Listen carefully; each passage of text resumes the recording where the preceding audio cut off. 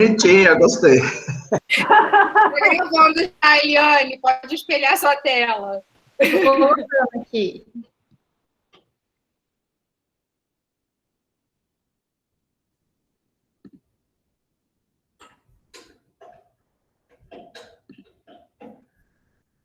Confirma aí se tá tudo certo.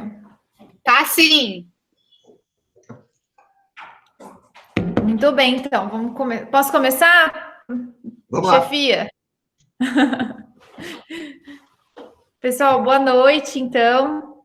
Eu sou Eliane, eu sou PG da doutora Lúcia e trabalho em Presidente Prudente, no interior de São Paulo, e nas idas a São Paulo, tive a sorte de atender essa paciente lá na Casa das Hepatites, que gerou muita discussão e acabou chegando no dia de hoje aqui na nossa sessão.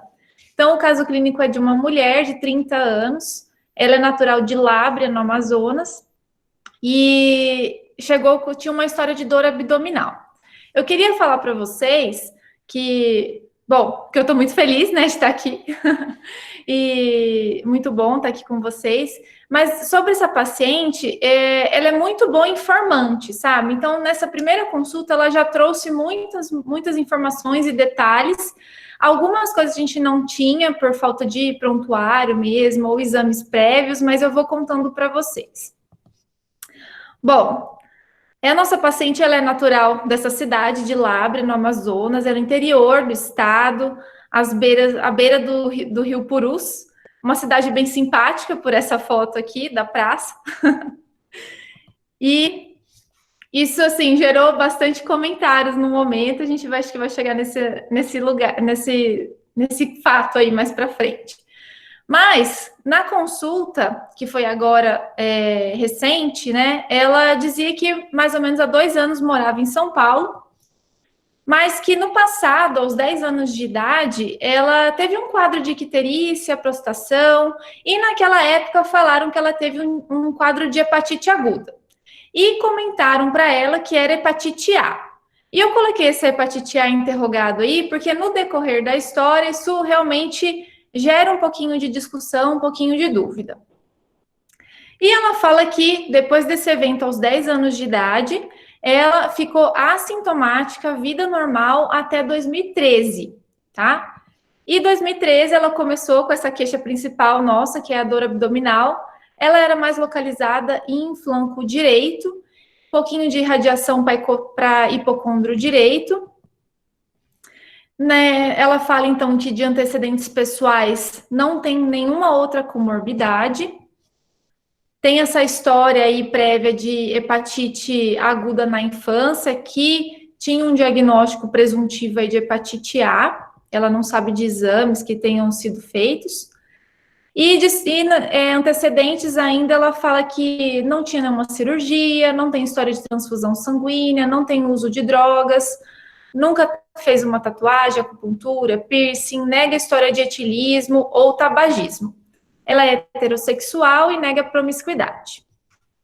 De antecedentes familiares, ela não tem história de neoplasias na família, o pai é hipertenso, a avó paterna é diabética tipo 2, nada que chamasse atenção, mas ela tem 2 irmãs que ela fala que tem um tipo de hepatite B que não precisa tratar. Então, a gente chegou na conclusão que essas irmãs deveriam ser hepatite B portador inativo. E seguindo na história, ela estava lá no Amazonas ainda, nessa época, né, em 2013, porque ela mora em São Paulo só há 2 anos. Então, lá em 2013, ela foi para Manaus para tentar investigar essa dor abdominal. A gente não tem informação de exame físico, nem de exames específicos que tenham sido feitos naquela época, mas ela fala que durante a investigação houveram algumas hipóteses diagnósticas, e é aqui que eu quero chegar com vocês, né? Então, só para resumir de novo, ela é moradora de São Paulo só há 2 anos, então até então ela estava lá no Amazonas. Aos 10 anos de idade, ela teve essa história dessa hepatite aguda, que a gente não sabe se era hepatite A. Ela permaneceu assintomática até 2013 e quando ela começou com essa dor abdominal, nenhuma outra queixa específica, não tinha história de icterícia, mais nada nesse momento. Mas em Manaus ela iniciou uma investigação e eu acho que agora é a hora da gente conversar um pouquinho. Com certeza. Só colocando um dado a mais aí, Eliane, além de dor abdominal, provavelmente ela tinha alterações laboratoriais hepáticas, né? A gente não teve acesso. Provavelmente. Isso a gente não teve acesso, mas ela passou a investigar por conta disso, né? E aí a gente quer discutir eventuais hipóteses.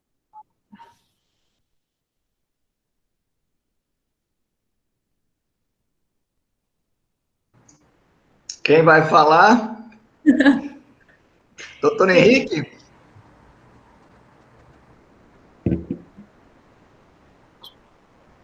Acho que, professor. Então, professor, a gente tem uma paciente aí, feminina, 30 anos, com quadro de dor abdominal, né?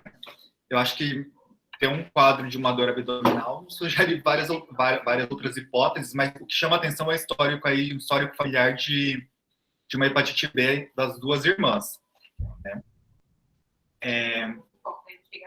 Eu acho que a gente, tendo esse achado aí das irmãs com hepatite B, acho que eu pediria os exames de sorologia para hepatite B.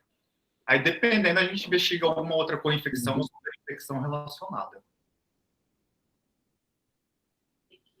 Vamos de exames laboratoriais? Eliane. Pois essa parte vai ser um mistério, por enquanto. Supondo... desculpa. Assim, o que o Henrique acha dessa cidade? A cidade, Lábrea. Então. É no interior do Amazonas. Eu acho que assim, sempre a região amazônica, né? A gente sempre tem que ter uns outros diagnósticos diferenciais. Ela tem hepatite B, pensar na hepatite D também. Ou numa co-infecção ou superinfecção, mas por epidemiologia mesmo. Doutora Maria Lúcia, ela foi no alvo nesse dia, né? Não, foi. Assim, eu não terminei nem a identificação do paciente, ela já deu o diagnóstico.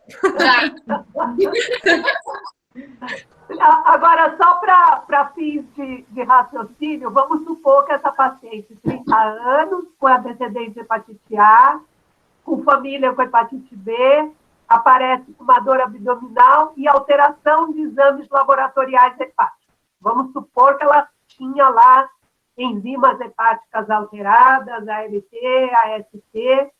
Aí o Henrique pensou em hepatite B, porque ela tem os familiares com B, pensou em delta, porque ela é de Lábrea, e o que mais que a gente teria que pensar com uma história dessa?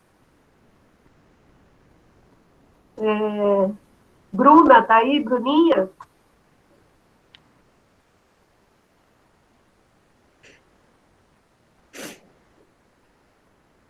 Tá aí no QG?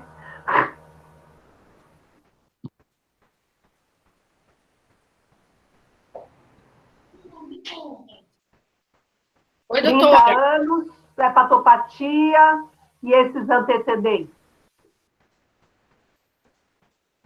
Mais alguma hipótese, além de B e de delta?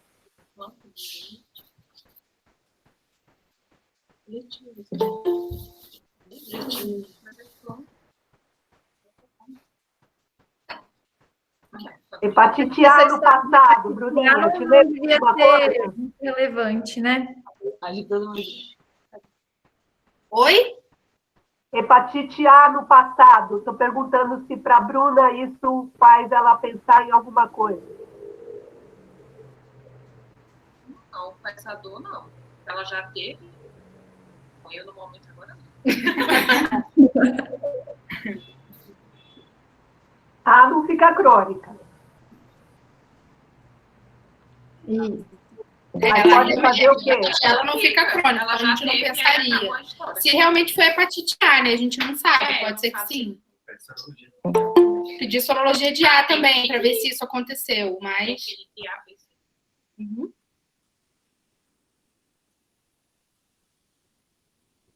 Daliane,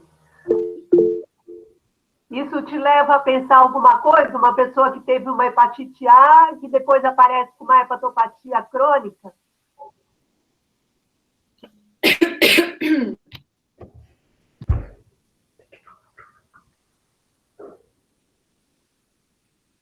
Alguém quer palpitar?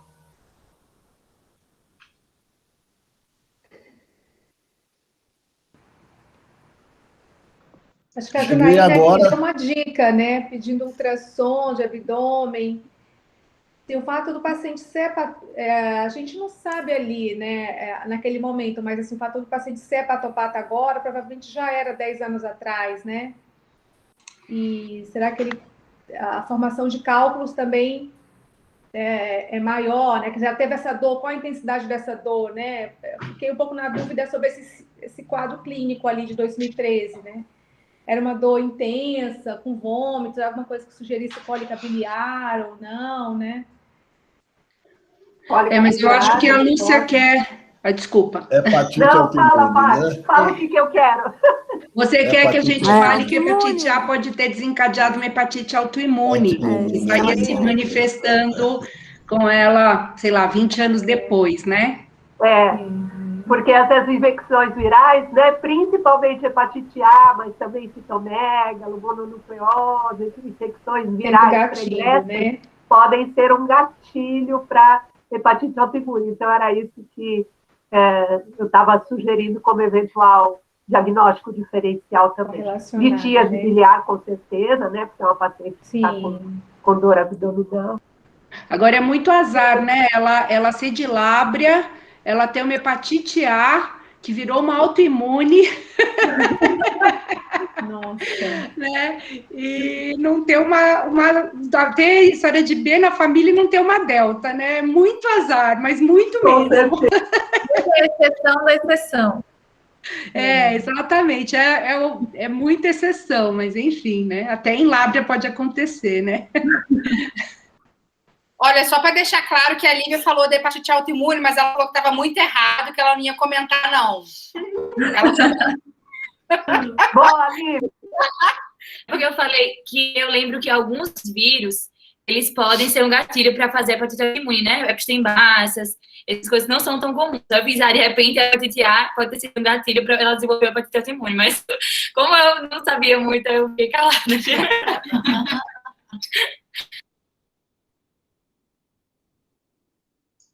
Alguém tem mais alguma hipótese?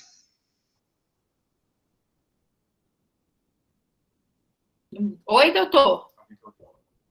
Alguma outra hipótese? Além de cólica biliar, uma hepatite autoimune de apresentação pós uma EPA, uma portadora de B com dor abdominal a esclarecer. Tem mais alguma hipótese? Doutor Gama tem? Que eu vi que ele chegou agora, hein? Cheguei agora, não vi o caso. Eu estava lá. Mas posso dizer assim, da minha felicidade de hoje, né, companheiro? uma hepatite autoimune com síndrome de Sjögren e crioglobulinemia mista. Olha que felicidade. Você viu isso hoje no consultório?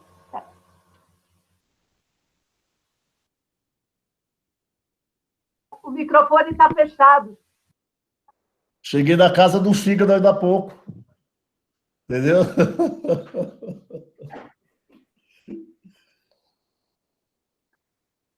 Vamos lá, Eliane, então. Conte mais. Infelizmente, esse comecinho não tem tanto detalhe mesmo, mas vai ter. Então, voltando, ela estava lá em Manaus, investigando essa dor, né, abdominal, e aí ela já recebeu o diagnóstico nessa investigação. Então, já vou dar o ouro aqui para vocês, que nesse momento falaram para ela assim, então você tem hepatite B e tem delta também, tá bom? Infelizmente, ainda a gente não sabe se foi oh, meu Deus. Alguém me ajuda? Infecção ou infecção. Travou aqui. Só que nesse momento falaram para ela, olha, a gente precisa tratar, tá? Então, vamos começar um tratamento para você com entecavir, 0,5 miligramas por dia. E a gente também vai tratar essa hepatite delta aqui com interferon. E ela começou o tratamento durante 2013, tá? Ela fala que nesses primeiros meses de tratamento, ela teve bastante sintomas. Então, após 4 meses, ela já estava estava ictérica, tinha muita fadiga, tinha história de emagrecimento, perda de peso. Então, ela foi tendo uma decaída aí no estado geral. Ela fala que nesse momento, ela fala assim, olha, aí eu tive muita alteração de exames laboratoriais, principalmente os exames, as enzimas do fígado, né? Ela fala assim claramente transaminases e a plaqueta caiu. Então, ela teve também plaquetopenia. Então, nesse tempo aí de tratamento de 4 meses, ela evoluiu com esses sintomas e esses achados laboratoriais. E aí, por fim, ela apresentou o primeiro episódio de hemorragia digestiva alta, lá em 2013. Quando ela teve essa descompensação, então ela foi internada e falaram assim, olha, então vamos parar com o tratamento do interferon e continuou com esse segmento lá em Manaus. Nesse momento ela também não deu muitos detalhes, mas ela disse que tirou o interferon, mas manteve o entecavir, tá? E de 2013 até o momento, ela apresentou mais episódios de HDA. Teve um episódio em 2014 e outro em 2018. Então, pelo jeito, esse segmento foi bem irregular, sabe? Ela não tinha um tratamento que fosse bem estabelecido, que ela fizesse erradicação de varizes de esôfago, alguma coisa assim. Parece que ela ficava um tempo sem aparecer lá no segmento médico dela, e aí descompensava em HDA. Mas em 2018, ela fez sim um tratamento endoscópico com ligadura elástica. Ela disse que em 2018 ela fez 2 sessões e depois em 2019 mais uma sessão. E desde então ela não tem nenhum exame. Isso tudo foi relato dela, ela fala todos esses detalhes da história, tá? A gente não tem, infelizmente, os exames. Então, vou resumir de novo. A gente tem uma mulher de 30 anos, com uma história de hepatite aguda na infância, com um diagnóstico de hepatite B com delta em 2013. Ela não tolerou o tratamento com interferon, mas manteve o entecavir e teve alguns episódios de HDA em 2013, 2014 e 2018.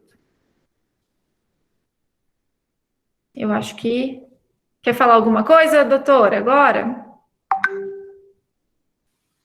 Não, eu acho que nesse ponto aqui a gente já estava com o diagnóstico, né, de hepatite B em associação com o delta. Temos muitas dúvidas de como fazer o diagnóstico correto disso, de como tratar, porque é coisa que a gente vê muito pouco. Então, no final, a Cristina vai ensinar para a gente aí como é que diagnostica e trata adequadamente esses pacientes, né?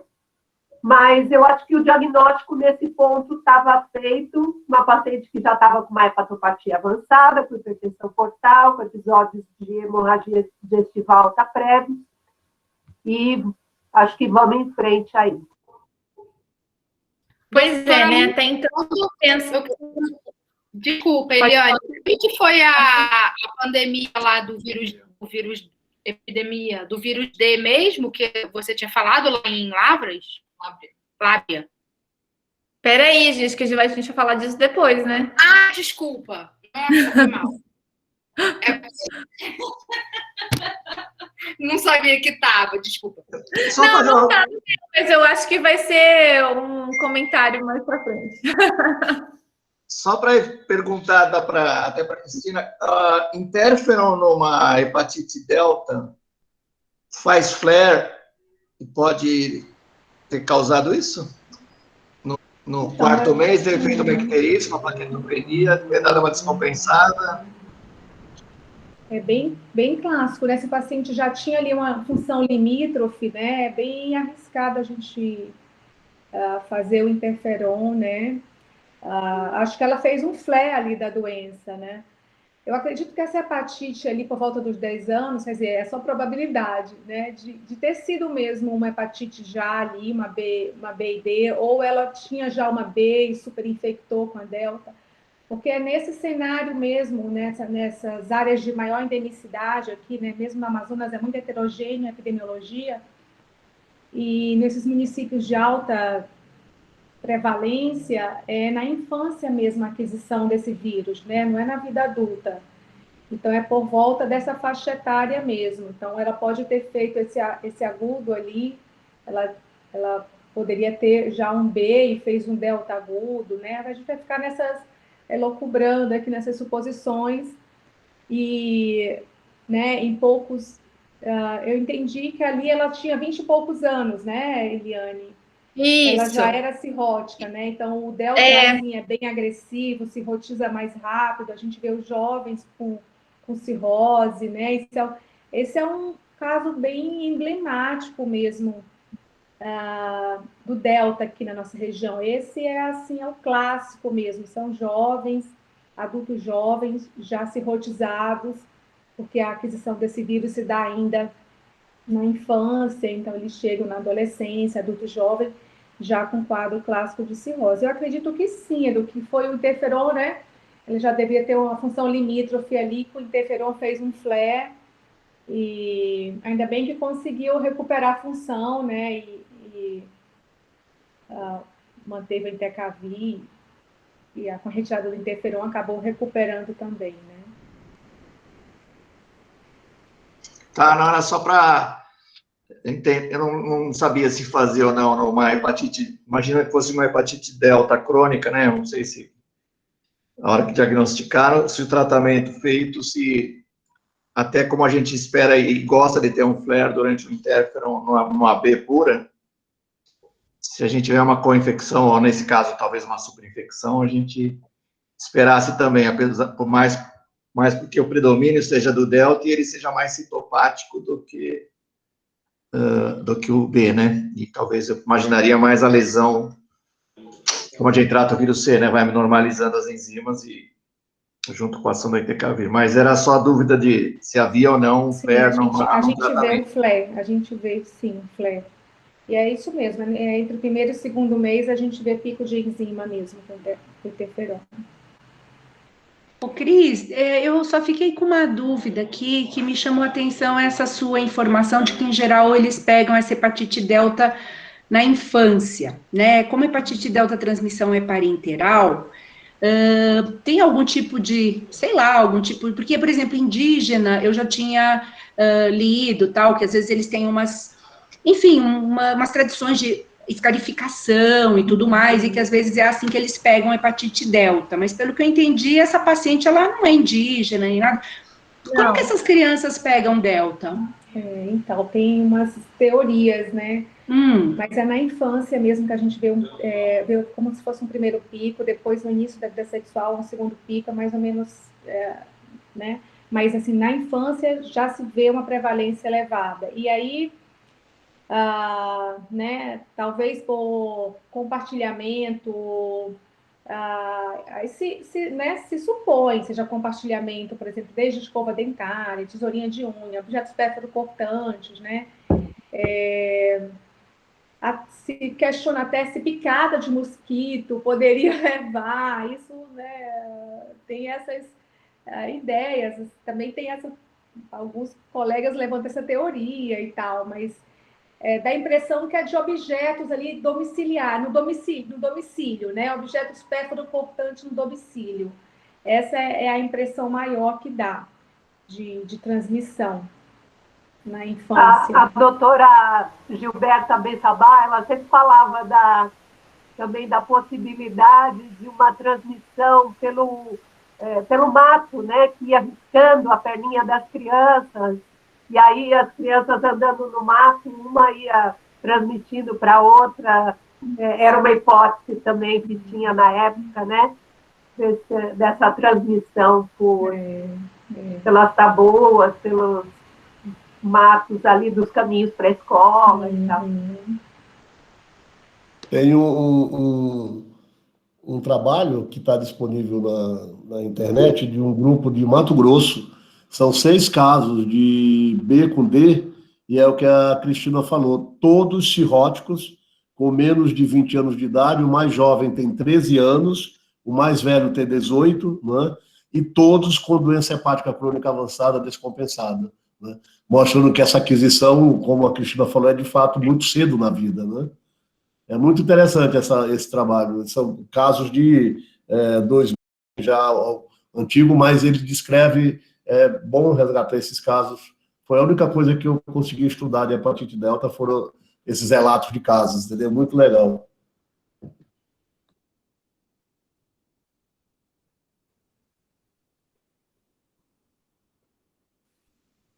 Vamos em frente? Bom, até aqui a gente sabe que é uma paciente que tem uma hepatopatia crônica, né?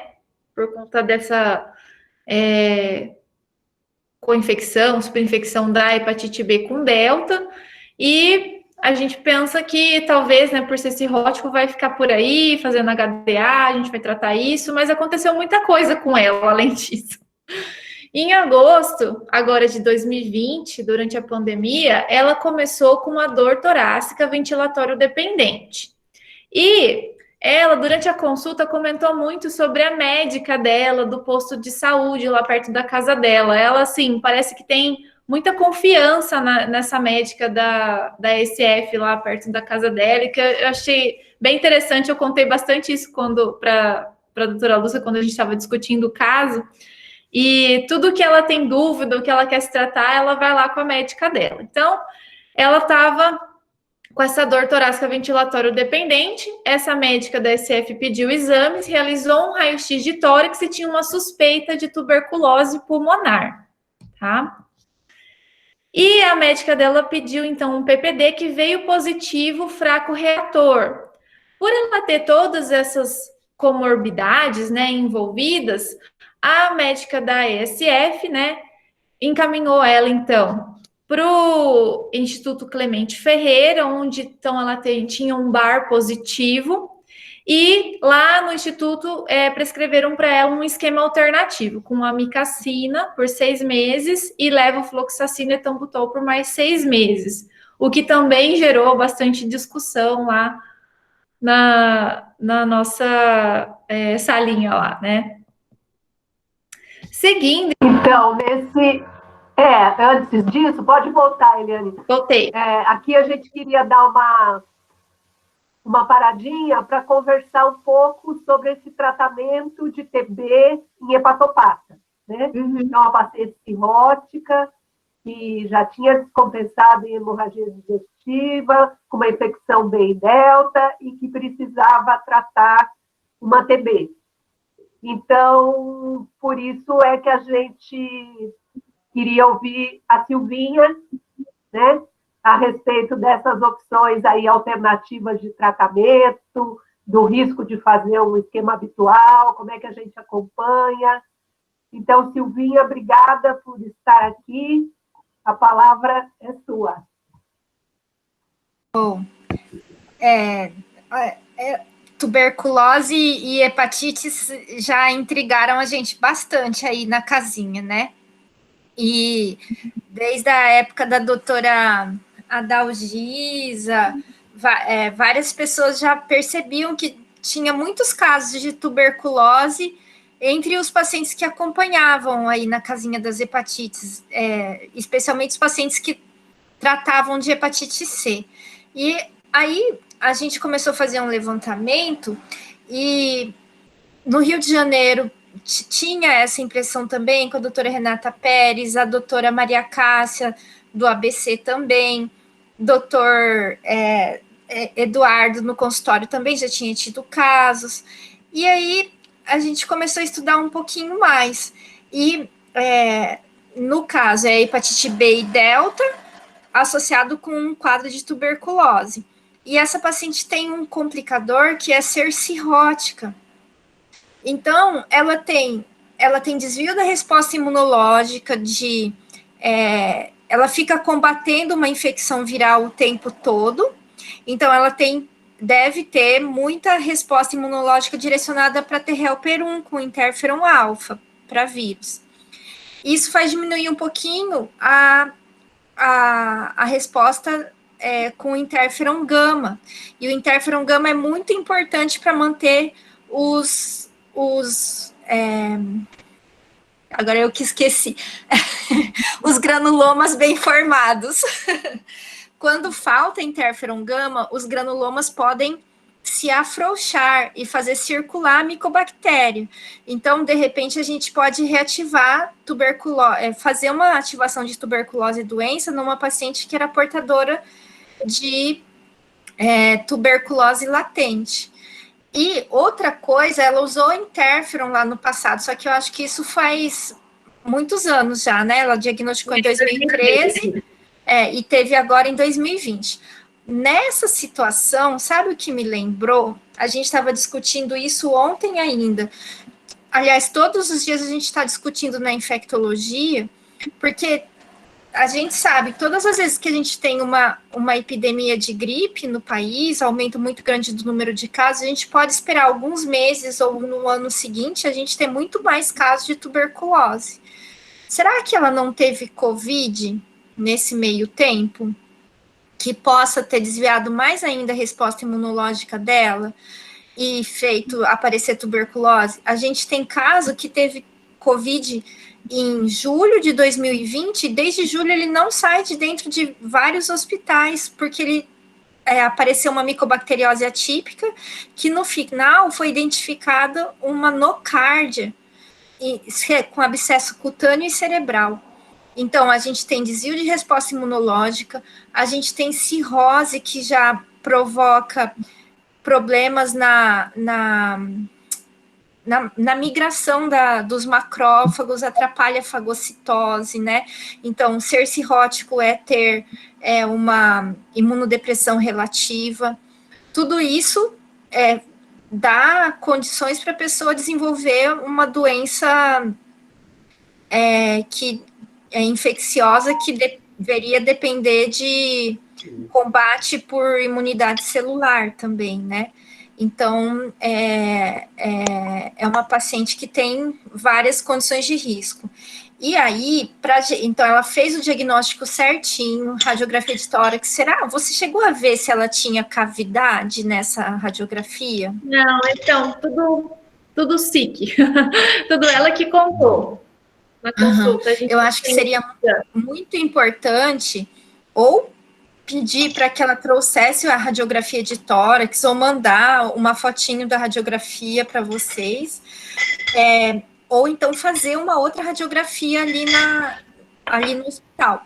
Porque se ela tiver uma tuberculose cavitária, a gente tem que ficar de olho nessa paciente se ela vai involuir a cavidade, porque senão ela pode levar, ela pode ficar por aspergilos, por fungo, por exemplo, mais pra frente, né?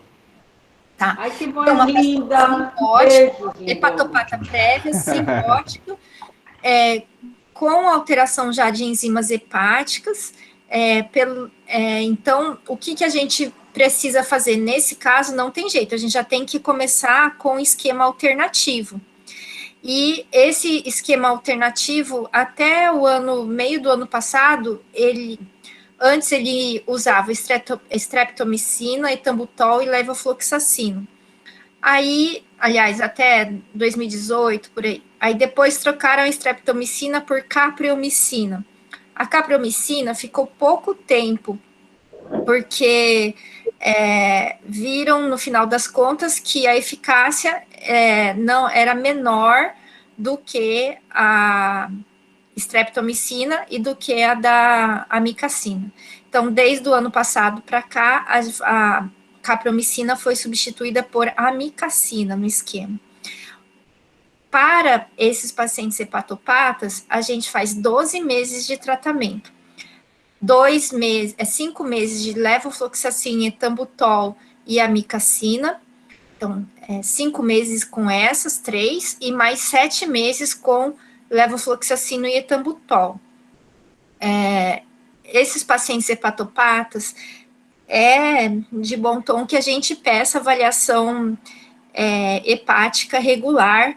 Aqui, como a gente não tem um número tão grande de pacientes assim, a gente faz controle mensal, até para garantir a adesão desses pacientes. Então, é indicado que lá pelo segundo mês de tratamento, a gente repita a radiografia de tórax, e se o paciente persistir com escarro, que se faça controle de escarro mensal também. Porque se no segundo mês de tratamento ele continua com o bar positivo, a gente tem que pedir uma cultura de bar, teste rápido molecular, para a gente poder identificar se tem resistências que indiquem potencializar esse esquema, modificar o esquema, né? Deixa eu ver o que mais que eu tinha marcado aqui. Então, a gente tem que... Então, esse tratamento vai ser mantido por 12 meses. Essa paciente, ela fez sorologia para HIV, sífilis também? Então, a gente ainda não... Eu pedi, mas a gente ainda não viu o resultado. Tá, porque toda vez que a gente tiver uma paciente com tuberculose, a gente precisa pedir a sorologia para HIV e para sífilis. E... Ela tem baixo peso, alguma outra coisa? Não. Tá. Porque baixo peso e doença hepática prévia são a pedida para ter mais complicação hepática ainda durante o tratamento, né? Prestar atenção se ela tiver tuberculose cavitária, para ver se ela não vai desenvolver infecção fúngica superposta. E lembrar de vacinar essa paciente, se ela tiver cicatriz pulmonar, tiver fibrose, às vezes a gente pode usar esse argumento para vacinar contra pneumococo, e, pasmem, a gente vai perder talvez umas 500 mil doses de pneumococo 13 valente se a gente não usar até junho, porque estava reservado para pacientes com HIV, vivendo com HIV/AIDS, para pacientes oncológicos e para pacientes transplantados. Desde outubro de 2019, a pneumococo 13 valente está disponível no sistema público para aplicação, e até o mês passado, no Brasil inteiro, tinham sido usadas apenas 200 mil das 900 mil doses compradas. E se a gente não usar essas vacinas, elas vão vencer em junho. Então, dá uma olhadinha se essa paciente não tem alguma cicatriz pulmonar que ela faça jus a usar a vacina também, sabe? Para prevenir mais complicação por pneumonia bacteriana posterior. Então, eu acho assim que o tratamento... que bom que ela confia bastante nessa médica do PSF, porque ajuda demais. Deve ser perto da casa dela, a médica tem bom controle, né? E tomara que ela saia bem dessa, porque já tem muita coisa junta numa pessoa só, né? Não, vai acontecer mais coisas, vamos ver. Silvinha, Oi. Esse esquema alternativo de 12 meses com amikacina, levo e etambutol, ele é utilizado em que situações, além da hepatopatia crônica? Olha, em intolerâncias gastrointestinais, ele também pode ser utilizado, que tem pessoas que não toleram de jeito nenhum rifampicina. Mas, no protocolo, nas recomendações terapêuticas para tuberculose, que foram revistas em 2019, eles trazem uma tabela de substituição droga-droga. Então, por exemplo, se o paciente não é hepatopata crônico, se previamente ao tratamento, a gente vai introduzir o esquema básico, rifampicina, isoniazida, pirazinamida e etambutol. Os 4 componentes já vêm no mesmo comprimido. E aí a gente usa por peso, baseado em peso, né? A maioria das pessoas vai usar 4 comprimidos desse esquema por 6 meses, se não for uma tuberculose extrapulmonar complicada.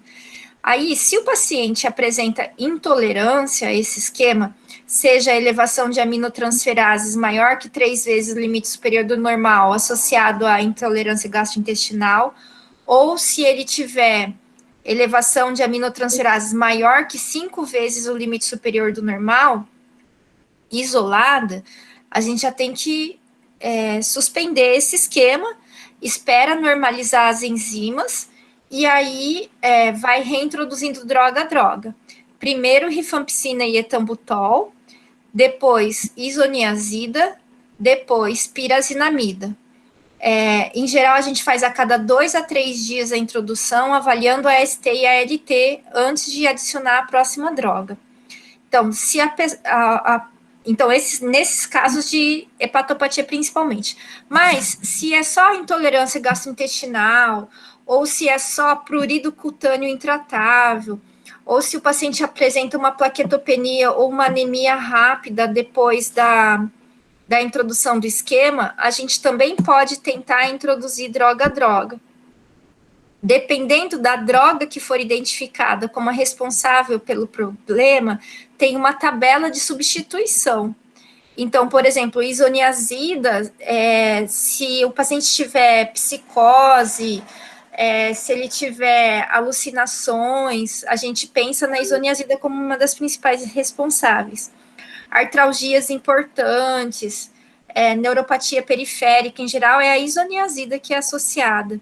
Aí a gente pode manter a rifampicina, porque a rifampicina é a principal droga do esquema contra a tuberculose, e substitui a isoniazida pelo levofloxacino, né? Então, depende de intolerância a que droga que a gente tem. A gente vai ver aquela droga em específico e vai ver qual é o substituto possível, né? Para hepatotoxicidade, intolerância gastrointestinal, em geral, é levofloxacino, etambutol e amicacina agora, né? Mas, assim... Mas entrar, assim, de cara com esse esquema mais... no cirrótico, assim como essa paciente? É mais para doença hepática. Uhum. Tá. Porque não tem um outro esquema tão eficaz quanto esse para hepatopatas. Silvinha? Oi. E em relação à nefrotoxicidade da amicacina, vocês veem com muita frequência ou não? A amicacina, ela é usada...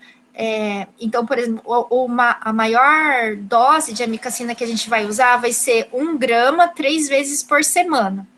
Então, a gente faz segunda, quarta e sexta-feira EV. Em geral, os pacientes toleram bem. Sim. Quem tem doença renal associada, a gente já faz reajuste de dose. Né? Perfeito.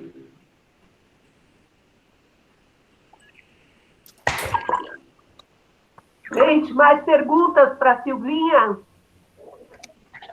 Nossa fera em tuberculose.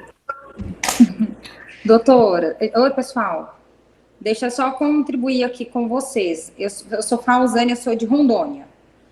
Uma das coisas que eu acabo justificando também, aqui pelo menos pelo CRI, daqui eu consigo justificar tanto a vacina pneumocócica quanto a meningo, agora ACWY, para todos os meus pacientes que têm hepatopatia crônica. Acaba nesse último manual, que eu acho que foi a 5ª atualização do manual de imunógenos especiais, eles colocam como pacientes portadores de doenças hepáticas, entendeu? Então, eu acabo conseguindo vacinar todo mundo para as duas doenças, para as duas, né? Que legal. Na verdade, eu acabo fazendo, para mim, acabou virando até rotina, né? Pego, aqui a gente tem um formuláriozinho padrão, mas a gente consegue vacinar todo mundo. Que bom. Depois, se quiser, eu compartilho aí, que eu já tenho ele prontinho, já, a justificativa, tudo direitinho. Com certeza.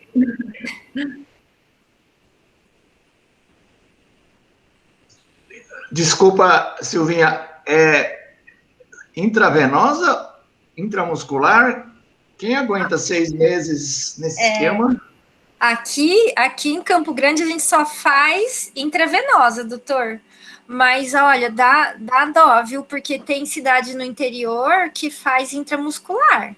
Mas não há músculo que aguente 3 vezes por semana, por 5 meses. E ainda assim, 5 meses quando não é caso de resistência. Porque quando é caso de resistência, pode chegar a 8 meses de tratamento com a micacina. Então, é bastante coisa, mas aqui a gente faz EV. E pacientes que têm plano de saúde ainda conseguem colocar, por exemplo, o Portocat, né?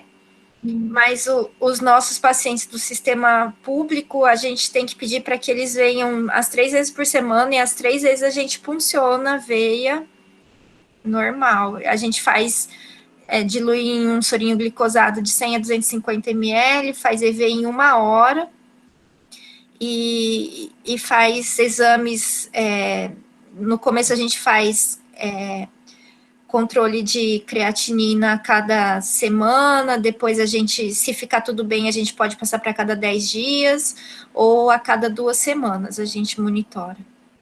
Você sabe como ela está fazendo, Eliane? Essa micacina? Então, ela disse que já tinha terminado essa parte da micacina, ela estava só com levofloxacina e tambutol. E aí, esse tempo de 6 meses também foi ela que me falou. Mas você não sabe se foi EV ou IE? Era EV, fazendo a veia, intravenoso. Agora, onde eu imaginei que fosse nesse instituto aí, Clemente Ferreira. Esse Instituto Clemente Ferreira, ele é referência nacional, viu, em tratamento de TB extrapulmonar, tuberculose complicada.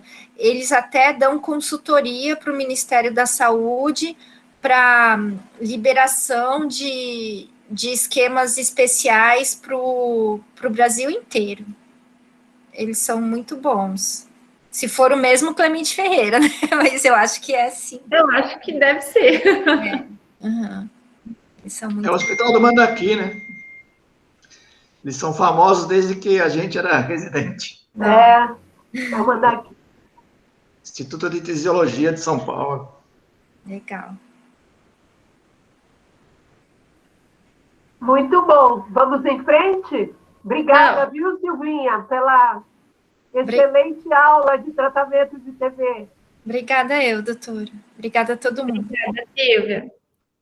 Bom, dando seguimento aqui, ela estava tratando, então, né, a TB, e aí ela diz que fez um exame de imagem lá na ECF dela mesmo, um ultrassom, e como estava alterado, a médica dela da ECF encaminhou ela para a casa da hepatite, e ela foi parar direto no ambulatório de nódulo, transplante hepático, né, e tinha essa alteração. E por conta dessa alteração, esse exame inicial a gente também não tem, foi realizado uma ressonância no Hospital São Paulo. E aí, nessa ressonância de dezembro de 2020, já era para pesquisar nódulo hepático. Então, do fígado tinha sinais de hepatopatia crônica, né, redução das dimensões hepáticas, sinais de um fígado já, né, em fase de cirrose. Tinha algumas alterações perfusionais esparsas no parênquima, não tinha significado patológico, tinha cistos hepáticos, e dentre as lesões focais hepáticas, foi notado, então, em segmento 5, um nódulo de 1,5 cm, com hiperrealce arterial, sem presença de washout, sem cápsula ou trombose tumoral. Eles classificaram como Lihatz 3. Na vascularização hepática, nenhuma alteração importante, tinha circulação colateral perigástrica e perisplênica de fino calibre, e tinha uma esplenomegalia importante, com alguns nódulos sideróticos e um baço acessório. Tinha um pouquinho de ascite, né, uma pequena ascite, e sem linfonodomegalias. E aí, ela fez esse primeiro exame,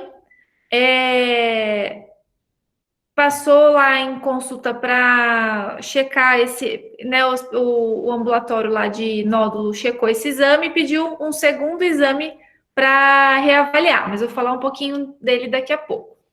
O que acontece é que em janeiro de 2021, então ela tinha passado em novembro, né? Fez essa investigação desse nódulo hepático, e aí em janeiro de 2021, estava ainda em tratamento da TB pulmonar, ela começou com um quadro de aumento do volume abdominal associado a edema de membros inferiores, fadiga e icterícia.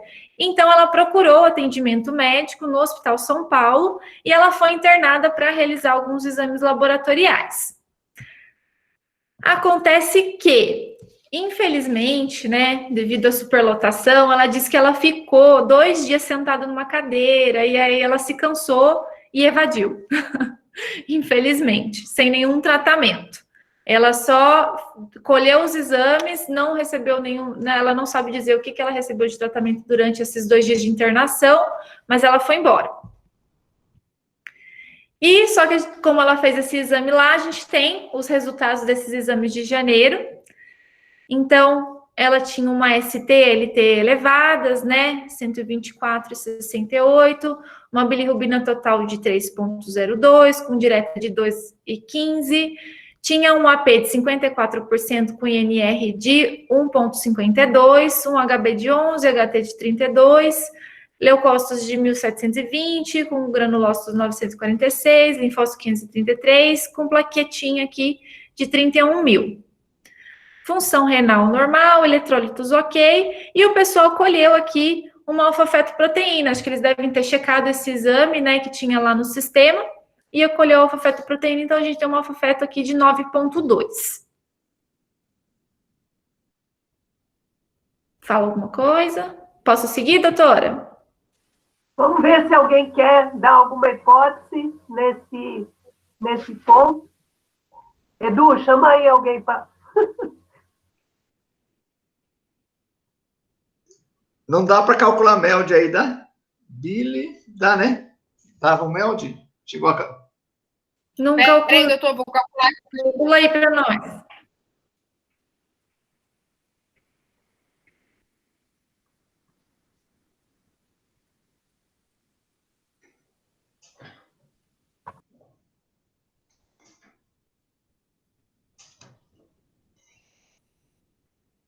Ela consegue ser melhor tratada no posto de saúde do que no hospital, né? Então...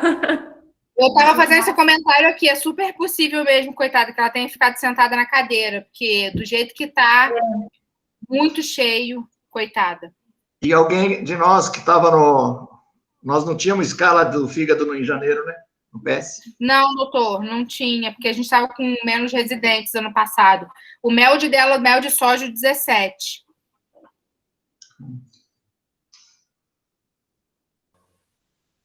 Então, aproveita aí, Fernandinha. O que você acha que faz um apanhado aí? O que ela tem agora? Eliane, ela tinha o que de queixa? Porque foi na hora que caiu a conexão aqui, eu voltei na hora dos exames. Ela tinha CIT. Aqui agora em janeiro, né? Então ela chegou, ela estava naquele segmento do nódulo hepático, né? E aí, só que em janeiro ela teve aumento do volume abdominal, edema de membros inferiores, fadiga, icterícia. Foi quando ela foi lá no pronto-socorro do Hospital São Paulo e colheu esses exames. Então, o que a gente assim, pensa num paciente com uma cirrose descompensada, a primeira coisa que a gente vai pensar é uma possível infecção. A gente primeiro faz um rastreio infeccioso dela. A gente nota que uma leucopenia é importante também, eu não sei qual é o valor basal dos leucócitos dela. A creatinina, eu acho que não tem. Você tem o valor basal? Não, eu não tenho. Esse é o primeiro exame de laboratório que eu tenho dela. Mas mesmo assim, já ela tá leucopênica, né? Até para cirrótico tá bastante. A creatinina tá boa, mas a gente vê que ela já tem um comprometimento de função importante. Ela já tem o NRI de 1,5, uma plaqueta baixa também, mas a princípio, além desses exames laboratoriais, eu ia pedir rastreio infeccioso para ela, urina 1, urocultura, raio de tórax, se ela tiver essa CIT, fazer uma paracentese diagnóstica e ver o motivo pelo qual ela está descompensada, tanto em icterícia quanto em ascite. Mas ela não ficou lá também, não sei se deu tempo de fazer essas coisas todas. Acredito que não. Coitada. Eu super entendo ela, porque aquele pronto-socorro fica tão cheio, às vezes, que o paciente não tem leito e fica sentado lá. A semana passada a gente teve até um paciente de hepatite aguda que eu contei para a doutora Lúcia, que passou a noite toda sentada na cadeira e no dia seguinte eu dei alta com ele. Mas é isso que eu ia pensar, doutora, numa possível descompensação infecciosa a princípio, ia pedir um ultrassom também, para ver se a gente consegue ver permeabilidade da veia porta. Mas é isso, a princípio.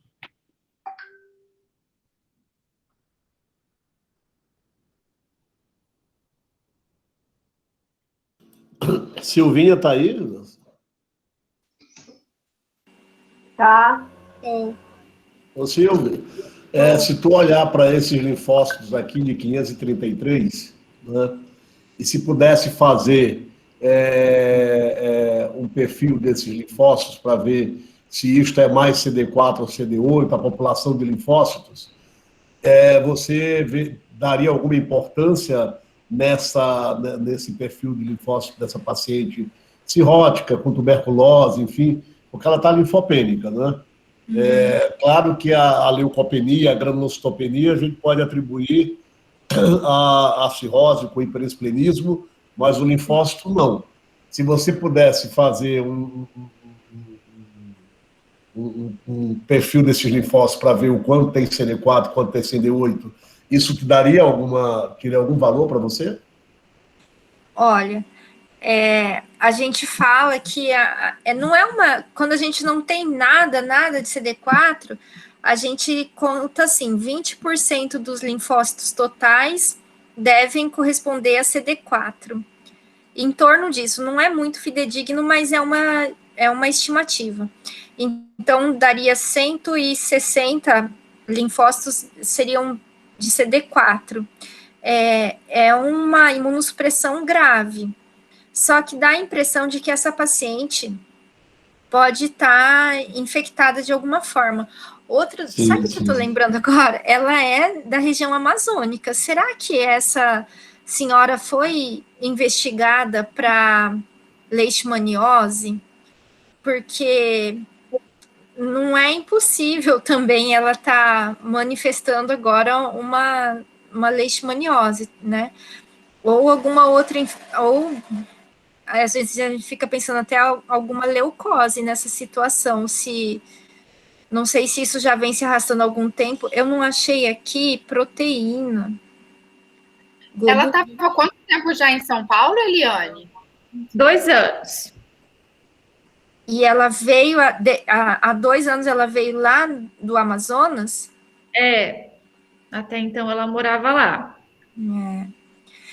Cristina, como que é a situação aí? Vocês têm muita leishmaniose visceral? Tem uns bolsões de leishmaniose visceral, né? Mais a cutânea, né? Mais frequente. O quadro clínico lembra o hepatospleno, né? Um paciente meio febril, assim, não chamou atenção assim de imediato. Agora, esse perfil hepático, para mim, é muito familiar do delta, assim, né? Eu acho que ela pode até ter um COVID agora, né? Não sei se ela descompensou a função hepática por um COVID, né? Você acha que dá para excluir, Silvinha, isso? Não dá. Porque o delta...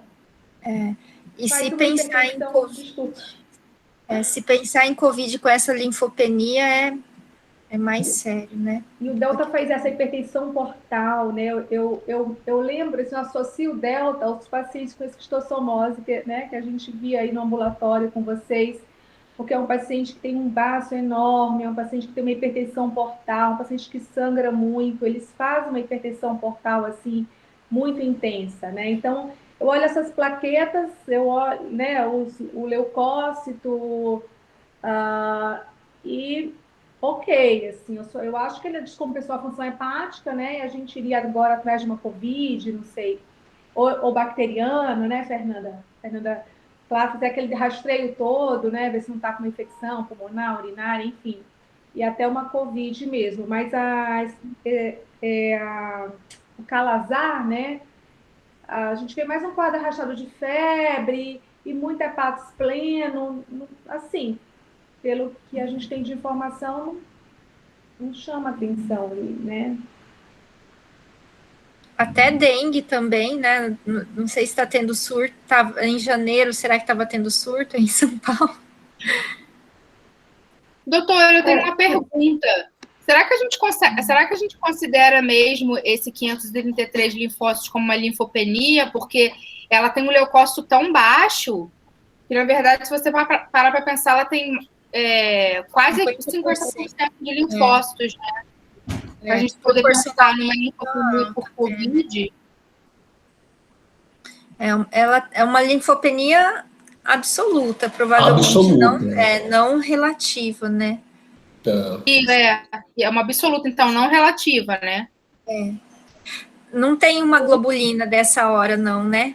Não tenho, só tem isso, infelizmente. Então, passa o próximo, Eliane, vamos ver como é que essa coisa andou. Bom, aí ela fugiu, né, do Hospital São Paulo, e ela foi lá para a médica dela, da ESF, e aí a médica dela falou assim, olha, você tem que continuar lá com os médicos especialistas e tudo mais, mas prescreveu espironolactona 25 e propranolol 40 miligramas por dia. Foi isso que ela recebeu de tratamento. Então, assim, se foi uma infecção, a gente não sabe, não houve nenhum tratamento específico nesse momento. E ela fala que depois que ela começou a usar essa medicação, ela evoluiu com melhora dos sintomas, progressivo, melhorou o edema dos membros inferiores, melhorou esse aumento do volume abdominal. Então, ela teve um quadro, assim, de estabilidade posterior, né? Que bom, sorte dela. E aí, até que chegou março, então, agora, de 2021, que ela fez o retorno no ambulatório do nódulo, com um novo exame de imagem, né, de controle em relação àquele outro que era um LIHADS 3, e ela também passou em primeira consulta no nosso ambulatório de hepatologia geral, lá na casinha da hepatite. E aí, então, a gente tem um novo exame agora, né, que é bem recente, de março, é um exame que não é do Hospital São Paulo, ele é um exame de outro serviço. Então, lembrando que ela tinha essa alfa-feto de 9,2. O fígado não tem nada de diferente, além dos sinais de hepatopatia crônica, né? Mas quanto às lesões hepáticas focais relevantes, ele descreve assim: nódulos de características regenerativas, displásicos esparsos. Não se identificam lesões hipervascularizadas com Achaut definitivas para CHC. Demais lesões hepáticas focais. Então, fala de 2 nódulos com alto sinal em T2, aparente realce centrípeto pelo meio de contraste na fase tardia, localizados nos segmentos 2, 4A e 7, ambos medindo 1,2 centímetros, prováveis hemangiomas. Alterações perfusionais esparsas pelo parênquima, maior na periferia do segmento 2, provavelmente pequenos chantes da arteriovenosa. A vascularização hepática mostra uma veia porta pérvia com calibre de 13 milímetros na região hilar, circulação colateral, que a gente já tinha visto, né, perisplênica, perigástrica. O baço ainda com aquelas dimensões aumentadas, cerca de 17 por 6,8 por 12 centímetros, nos maiores eixos, com parênquima heterogêneo, áreas periféricas cunciformes e hipovascularizadas, acho que era cuneiformes, hipovascularizadas relacionadas a áreas de infarto esplênico e nódulos citeróticos esparsos. Tinha alguns linfonodos proeminentes em número aumentado no hilo hepático e espaço portocavo, um pouquinho de ascite e não tinha dilatações de vias biliares, um pouquinho de espessamento da vesícula biliar relacionado à hepatopatia. Então, lá nesse exame, ele fala, assim, na conclusão, inclusive, que os nódulos, eles não são característicos de CHC definitivamente, e ela tem um alfa-feto baixo. Então, só para completar, o exame físico dela, ela está com 64 quilos, com 1,58 m de altura, ela tinha uma PA de 9/6, com frequência cardíaca de 58 batimentos por minuto. Ela estava em bom estado geral na consulta, corada, hidratada, eupneica, cianótica, febril, tinha uma cruz de icterícia só. Exame cardiológico e pulmonar estavam normais, sem qualquer alteração. O abdômen era flácido, indolor à palpação difusa, o fígado é palpável a 1 centímetro do rebordo costal direito, com bordas endurecidas, ele é indolor, o traube ocupado, e pesquisa de maciez móvel negativa. Ela não tinha sinais no exame físico de ascite nesse momento. Não tinha sinais de encefalopatia hepática, ausência de eritema palmar, telangiectasias ou circulação colateral. E aí ela tinha exames mais recentes, né, do dia 25 de março. Tinha, então, havido uma queda das transaminases, né, agora estava com ST de 79, uma LT de 50. Não tenho bilirrubinas, mas eu tenho canaliculares com fosfatase, e só uma fosfatase, né, um pouquinho tocada, 136 para 105, e uma GGT um pouco aumentada, 127 para 40. O INR manteve bem parecido, né, com a P de 53 e um INR de 1,54, HB de 13, HT de 39, e os leucócitos também mantêm aqui nessa relação aqui uma leucopenia importante, com granulócitos de 733, linfócitos de 620, plaquetopenia de 26 mil, e eu tenho só creatinina de 0,52 e um potássio de 4,4. Então, nós acabamos sem definir muito o que desencadeou aquela descompensação que ela teve, em icterícia, em ascite. A médica do posto foi mais eficiente que o nosso pronto-socorro em lidar com isso, e introduzir a medicação, ela melhorou. E nós ficamos lá discutindo no ambulatório, sem experiência nenhuma, como conduzir esses casos de co-infecção B e delta, né? Se o tratamento estava certo, até quando que a gente vai tratar, se fica com entecavir o tempo todo, como é que a gente controla a resposta. A hepatite B a gente sabe manejar, mas o B com delta a gente tem muita dúvida, né? Tanto de estabelecer o diagnóstico da doença ativa, como de tratar, como de eventualmente encaminhar para transplante. Vocês viram aí que o MELD estava 17, né? A gente também não sabe se tem experiência boa no Brasil com transplante de B e delta. Então, por isso que a gente convidou a Cris para nos ensinar aí essas coisas. Obrigada, Cris. Eu que agradeço o convite. É um desafio falar aqui para vocês, né? Com essa banca aqui super, mega maravilhosa. Eu que vou aprender aqui com vocês também. O Delta é um desafio, né? A gente aqui também se debate e temos muitas dificuldades também. Eu fiz uma breve apresentação, assim, vamos projetar aqui.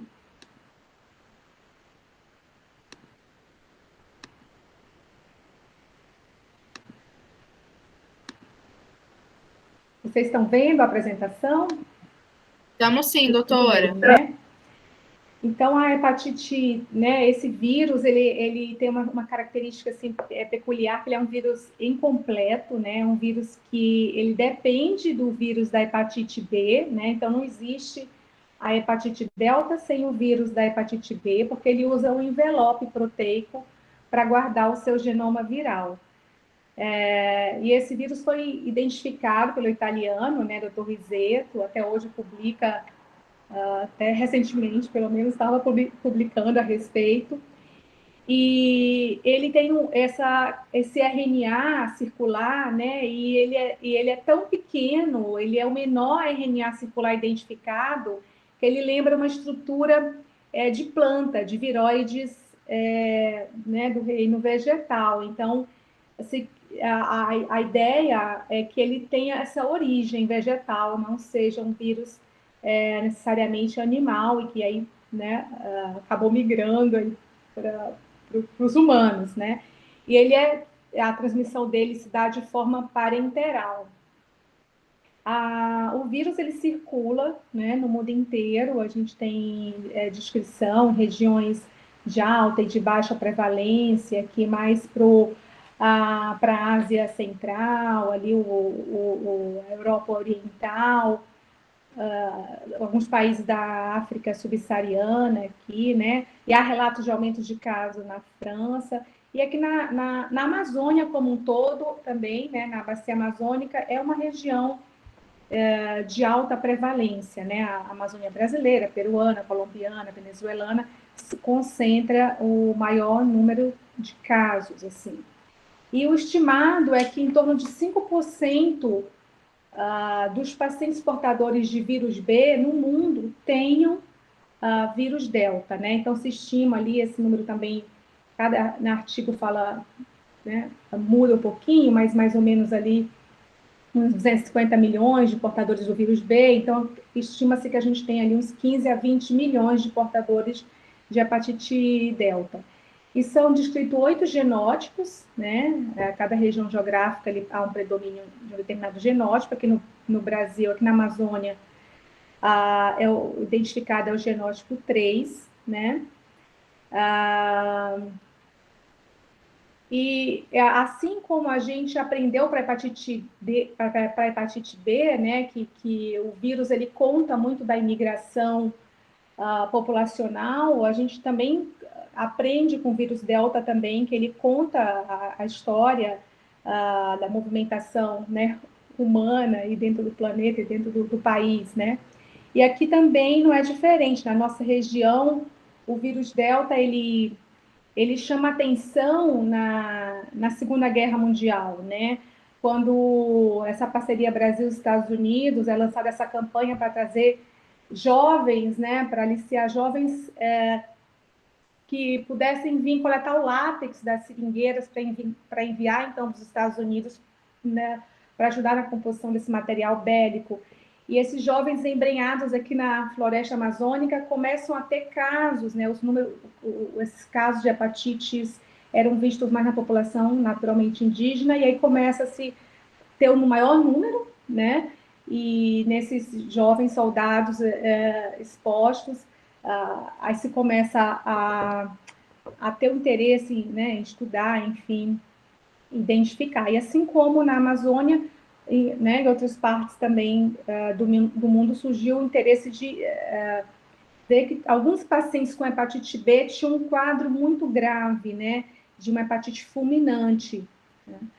E aí se identificou que nessa região de Lábrea, que é uma região mais ao sul aqui do Amazonas, parecia que esses casos, então, se concentravam nessa região, que é a fronteira entre Rondônia e Acre, né? E aí começam as publicações no final da década de 70, início da década de 80, que é o período em que está se identificando esse vírus, né?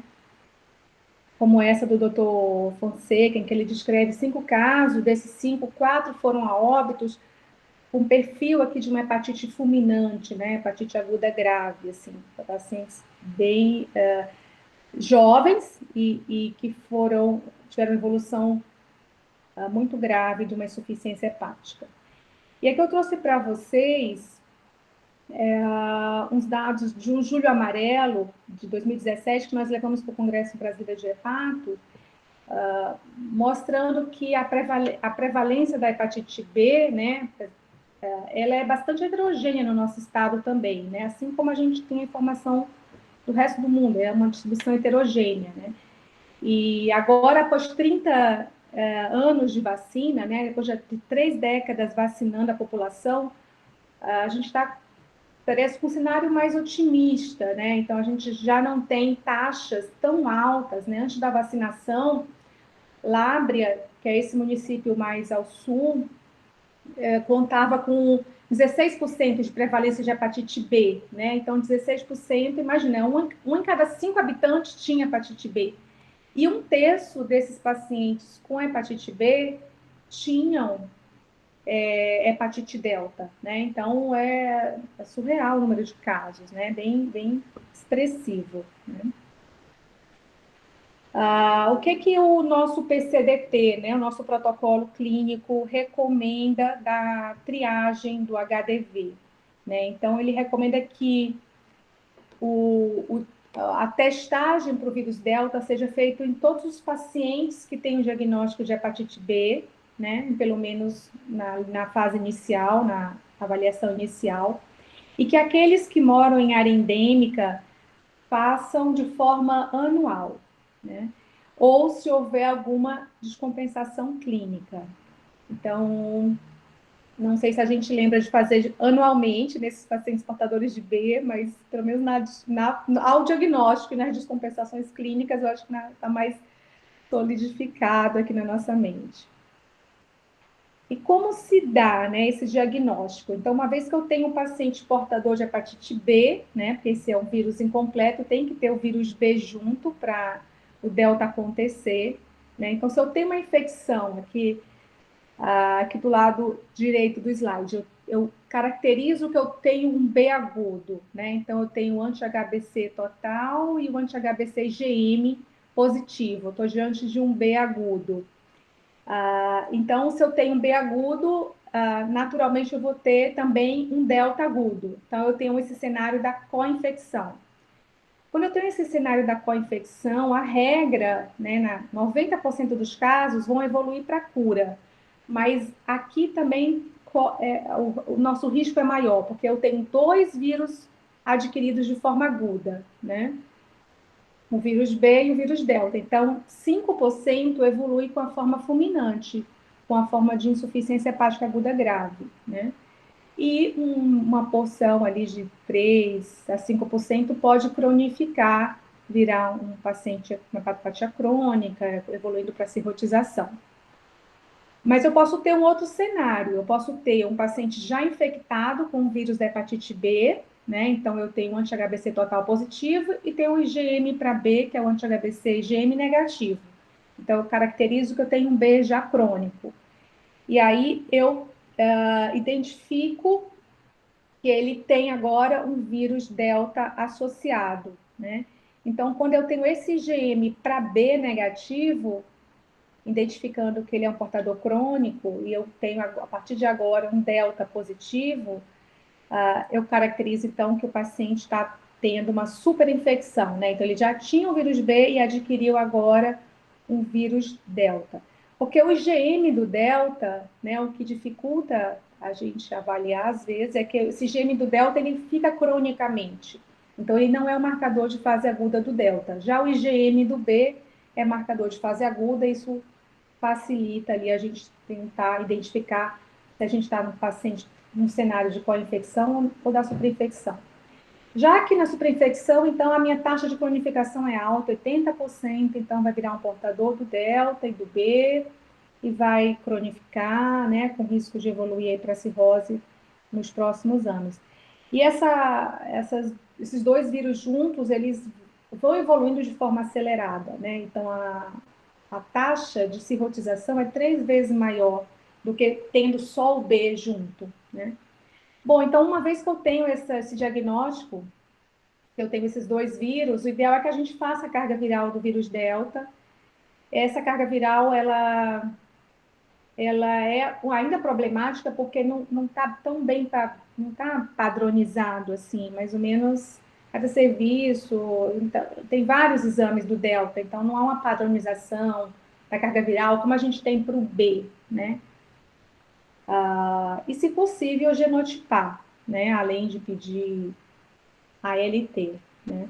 Então, aqui nessa carga viral, na prática, a gente tem dificuldade, a gente não consegue facilmente. Se está acontecendo algum projeto de pesquisa, alguma tese, a gente consegue encaixar o paciente, fazer de forma mais fácil. Se não está acontecendo, já não é rotineiro a gente ter acesso.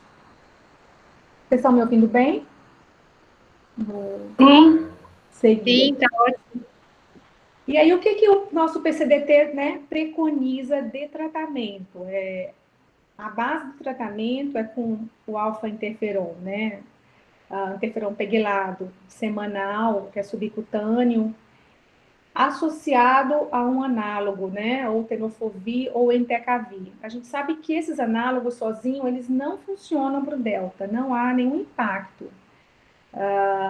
Como a nossa paciente está fazendo, né? Infelizmente, ela não pôde, ela teve, né, uma complicação do interferon e acabou seguindo só com o entecavir, mas ela certamente está seguindo o fluxo natural da doença. Assim, esse entecavir não está tendo nenhum impacto na evolução, é isso que a gente, né, que os estudos mostram. E o que se recomenda, então? Que a gente preconize o tratamento entre 1 a 2 anos, né? E a carga viral pode nos ajudar, e por volta do na 24ª semana, a gente dosa a carga viral.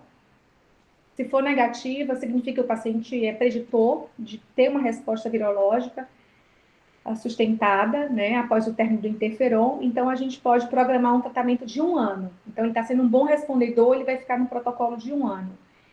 Se ele continua com a carga viral positiva, então, a gente deve prolongar o tratamento. Então, fazer 2 anos de tratamento. E não passar disso. Parece que também, depois de 2 anos, não tem muito benefício. Quem tolera, chegando em 2 anos, a gente deve parar e manter só o análogo que foi escolhido, né, naquele momento, tenofovir ou entecavir. Mas aí que vale lembrar que se o paciente tiver uma função hepática limítrofe, for um CHAI B, né, um CHAI A+, o uso do interferon vai evoluir né, pode evoluir, como essa nossa paciente evoluiu, com piora da função devido a um flare, né, um processo inflamatório desencadeado mesmo pelo uso do interferon, que foi o que aconteceu, né? Essa paciente é muito emblemática, ela fez tudo que é um caso bem clássico mesmo, que a gente vê aqui no nosso dia a dia. E aí, não tendo, né, a possibilidade de interferon, de tratamento, a tendência é a doença evoluir e, né, e com o passar do tempo haver a necessidade do transplante. Aí eu achei esse trabalho, eu estava atrás dele mesmo, esses dias, sobre a nossa experiência aqui, porque nossos pacientes aqui, tanto do Amazonas, eu acho até que do Acre, transplanta muito em Fortaleza, né? A equipe de Fortaleza nos dá um apoio muito grande com esses pacientes. E aí encontrei esse trabalho lá da equipe, do Dr. Huygens, né? José Huygens, falando justamente da experiência deles no transplante do Delta. Então, nesse trabalho, ele tem, né, as características gerais aqui dos pacientes, são pacientes mais novos, né? Os pacientes com Delta tinham em torno de 33 anos, os pacientes com B em torno de 50 anos. A distribuição entre os gêneros é meio que igual para o Delta, já para o B tem um maior predomínio do sexo masculino. Esses pacientes, uma outra característica que chama a atenção é que eles tinham muita hemorragia digestiva, né? Eles, 41, apesar de que não tenha dado aqui significância estatística, mas ele, no artigo comenta que são pacientes que relatavam mais sangramentos. E a gente vê mesmo o Delta com muita hipertensão portal, eles tinham uma plaquetopenia bem maior do que só o vírus B, então quando junta o B e Delta, esses pacientes fazem uma hipertensão portal significativa. Eles não tinham uma maior incidência de hepatocarcinoma nesse grupo. Se questiona se o Delta é carcinogênico, assim como o B. Parece que não, ele só acelera mais a taxa de cirrose, por isso se vê mais câncer, mas não que ele seja mais oncogênico, né? E a taxa de mortalidade no Delta foi bem menor do que no B, né? Então, quando eles comparam a evolução desses pacientes no pós-transplante, a sobrevida em 4 anos para o Delta foi de 95%, né? Uma sobrevida super boa, acho que acima da média, né? Se a gente pegar uma média dos transplantes, cada que fica acima da média. E para o paciente com hepatite B, uma sobrevida em 4 anos de 75%. Né? Então, eles são muito entusiastas aqui no artigo, eles ficam muito satisfeitos com essa evolução. E comentam que, sim, isso pode ser uma influência do genótipo. Em outros locais a gente pode ter outro cenário, né? Mas considerando que o nosso genótipo 3 é um genótipo dos mais agressivos, né? E no pós-transplante, talvez até por serem tão agressivos, acaba sendo, né, transplantado a pacientes tão jovens, a evolução no pós-transplante é melhor. E aqui falando o que tem de novo, de medicação. A gente, né, assiste muito nas aulas, nos congressos, todos muito entusiasmados com novas medicações para Delta, né? E realmente está acontecendo vários trials aí com essas novas medicações. Então, conhecendo como o vírus entra na célula, o mecanismo de replicação, se chegou a algumas drogas, por exemplo, o Miclodex, que bloqueia a entrada do vírus, né? Ele é de uso subcutâneo, diário, mas ele sozinho não mostrou, assim, um benefício de supressão viral tão boa, né?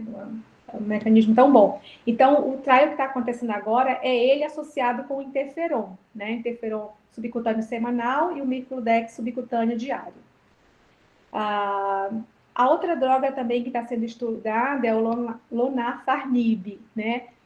Ele, o que ele faz? Ele é um inibidor da prenilação. A prenilação é o envelopamento do vírus, né? Então, sai o genoma viral e vai entrar dentro do envelope do vírus hepatite B. Então, esse inibidor desse mecanismo de envelopamento mostrou também ser bastante promissor, mas isoladamente não ficou com uma taxa ali de 25% de supressão viral, e daí os estudos foram associando também ele ao PEG interferon, e aí com respostas melhores, né?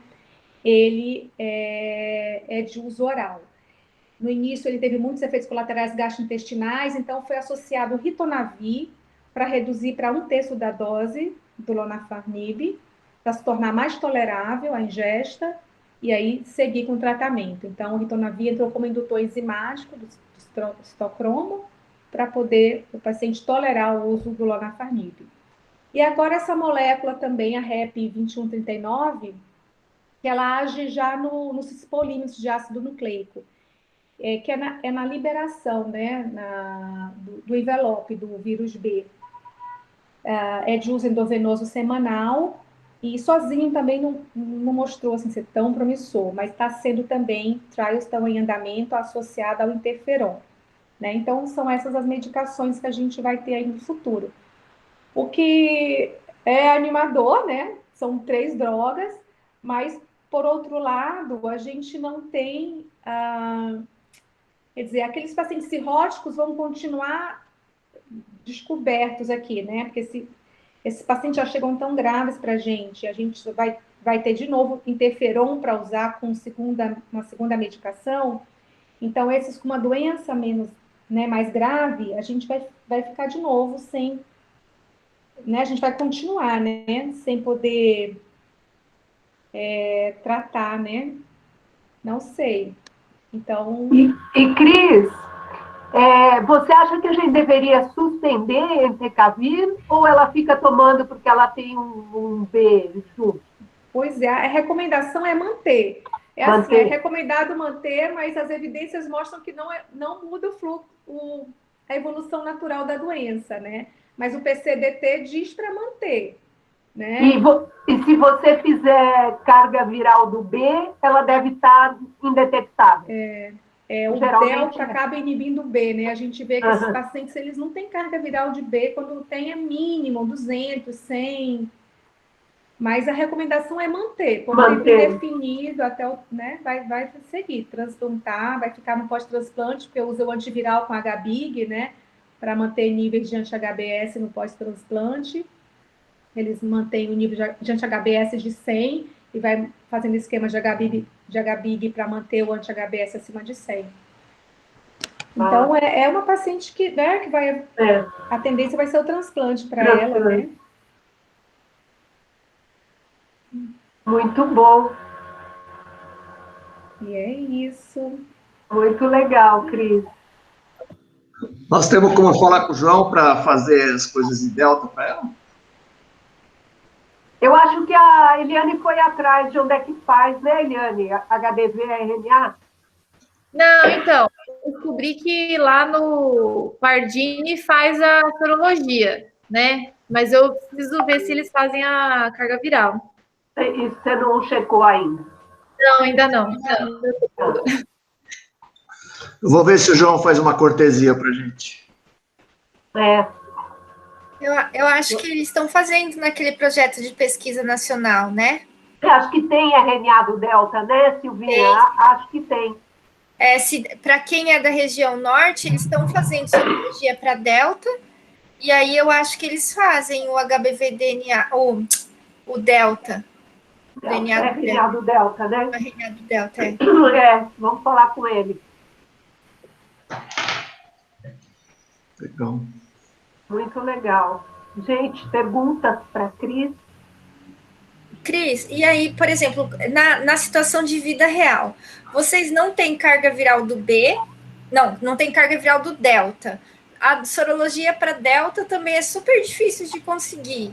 Aqui no LACEN a gente nunca consegue. E aí... A sorologia, até que sim. Aqui a gente... Então, aqui para a gente é muito difícil. Às vezes a gente consegue a sorologia de Delta de algum esforço do paciente no sistema privado, aí vem positivo.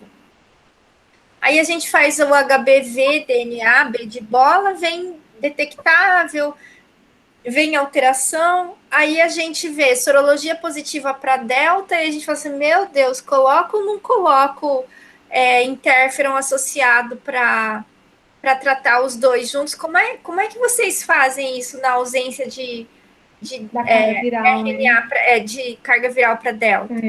Quando a gente tem carga viral fica mais fácil, mas quando não tem, a nossa ideia é sempre considerar que é um paciente com uma superinfecção mesmo, os dois em atividade, né? Um delta predominante, especialmente quando a gente tem aumento de ALT, uma carga viral do B baixa ou negativa, quer dizer, quem está inflamando esse fígado, né? E a gente não tem uma outra condição ali, excluímos outras causas. Aí a gente tem transaminases alteradas, e o B geralmente é o delta inibindo o B, né? Então a gente vai dosar o B, vai estar com uma baixa carga viral. A ideia é, tendo antidelta, tratar como delta, né? Se a gente tem uma carga viral, fica mais fácil de decidir pelo interferon ou não, mas é meio sazonal a carga viral do delta. Assim, a tendência é a gente, tendo um antidelta, IgM ou total, tratar como delta. Considera-se como delta, né? É oferecer, né? Em 2019, eu levei para um congresso um caso de uma paciente, era uma enfermeira, e ela chegou para a gente cirrótica, mas era uma cirrótica assim, um ar super bom, né? Um chaio de ar maravilhoso, uma função hepática super preservada, e ela tolerou o interferon, e a gente usou por 2 anos, e aí ela pediu para parar, porque ela queria ter o segundo filho, e as enzimas estavam bem normais e tal. E aí nós paramos, ela engravidou, né, acompanhamos na gravidez, as enzimas se mantiveram normais, a carga viral do B negativa e tal.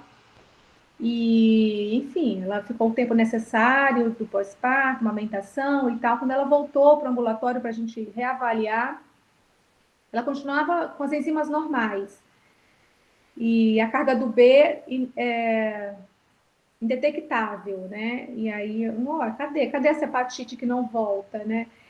E, bom, nisso ela fez uma colelitíase sintomática e foi para a cirurgia fez a colecisteia, pedimos uma biópsia hepática.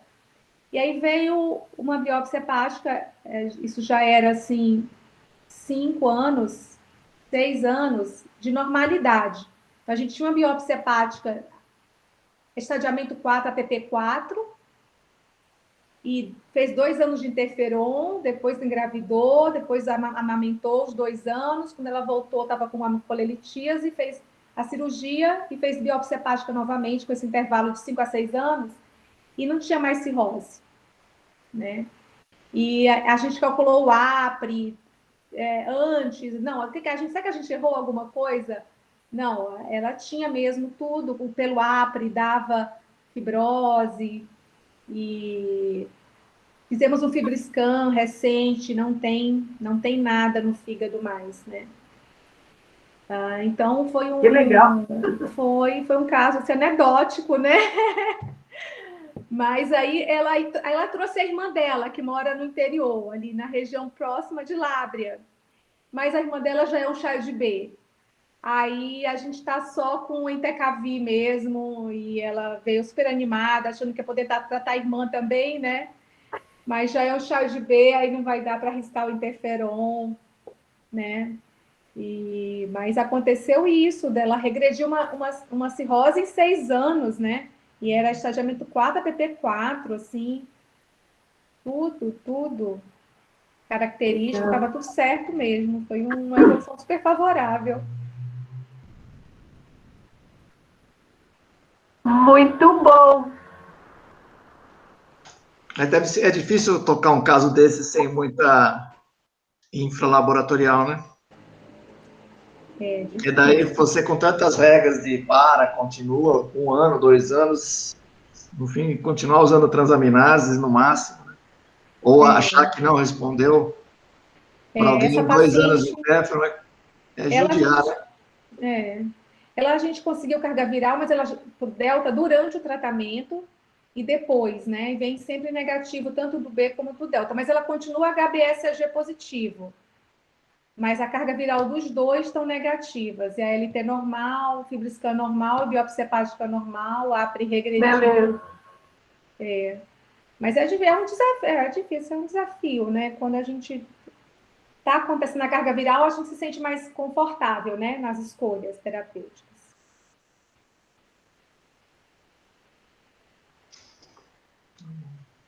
Muito legal, gente. Só temos a agradecer. Eliane, Silvinha, Cris.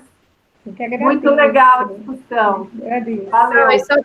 E só para explicar para todo mundo que o diagnóstico foi feito na identificação, porque quando eu falei que a paciente era de Lábrea, a doutora Lúcia falou assim, febre negra de Lábrea. Gente, na minha identificação, aí a gente eu olhei para a cara da Eliane e falei, pelo amor de Deus, eu quero um dia ser assim. Tá falando, paciente, sexo, sei lá, feminino, não sei quantos anos, aí ela mandou, hepatite delta, acabou a graça. Isso é porque a gente é da época que descobriram o vírus, sem sabedoria nenhuma, só tem velhice. Gente, e vocês viram que a professora Gilberta faleceu ano passado por causa de Covid, né? Foi muito triste. Ela é uma pessoa maravilhosa. Quem de vocês residentes, alunos que puderem estudar a história dessa professora Gilberta Bensabá, é incrível, gente. Ela ia da beira do rio, pedir autorização para as mães das crianças, dos jovens que morriam com hemorragia digestiva, para fazer banco de soro, banco de tecido. Ela teve uma das primeiras sorotecas e estoque de bancos de tecido. Ela ia da beira do rio, da voadeira nos rios, e foi até os laboratórios do CDC, assim, para fazer as pesquisas, quando o Mário Risetto descobriu as mórulas lá, e nas estruturas, identificou o vírus Delta, aí ela começou a pensar junto com os pesquisadores ali da Amazônia, né? Nossa, essa professora era encantadora também, né, a história dela, e vale muito a pena estudar. É incrível, já uma mulher trabalhando naquela época, da década de 50, 60, se destacando tanto e que fez tanto, né, ela era um dos meus ídolos, assim. Verdade, Silvinha. Muito obrigada. Gente, obrigada. Foi muito legal. Muito legal. Obrigado, Cris. Obrigado, muito bom, Cris. Obrigada. Boa noite, pessoal. Boa noite. Tchau.